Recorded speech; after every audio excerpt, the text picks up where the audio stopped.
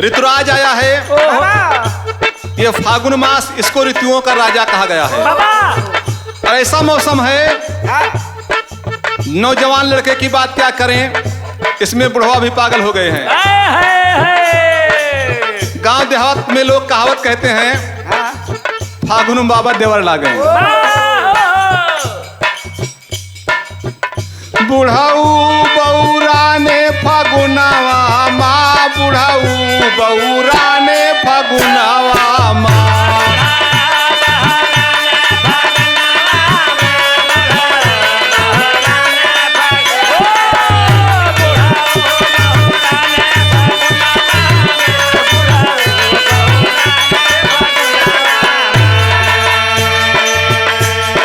बुढ़ऊ निसारिन मुआटा पिचकारी,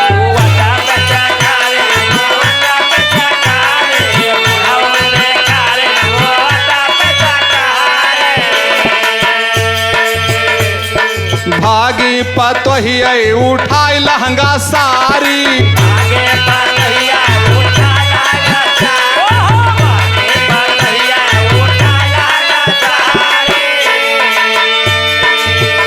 अरे बाबा घुसर गे अंगनावा माँ, बुढ़ऊ बौरा ने फगुनावा माँ।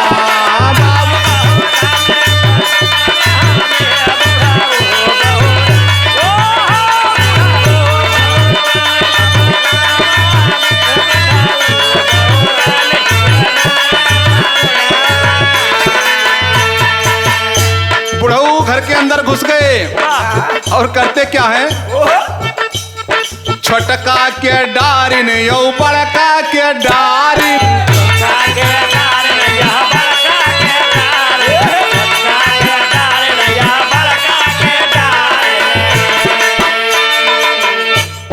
मंझिला यो संझिला के पीछे से मारिन।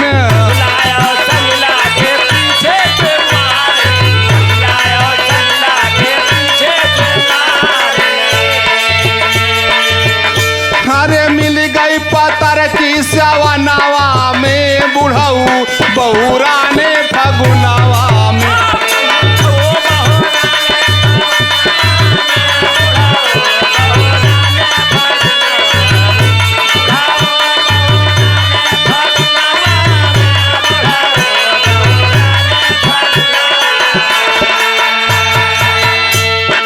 काहे पतोहिया लागी गवा जाड़ा,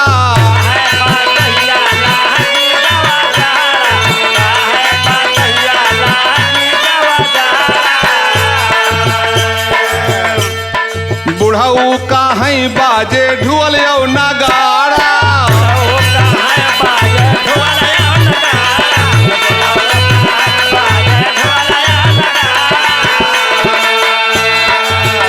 फगुआ होए मैदानावा माँ, बुढ़ऊ बौरा ने फगुनावा माँ।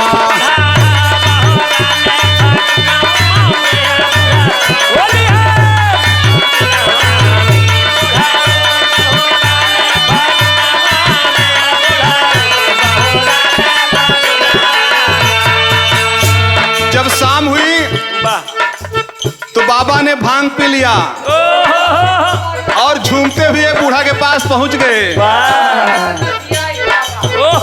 पिए भांग बुढ़ाऊ मस्ताने,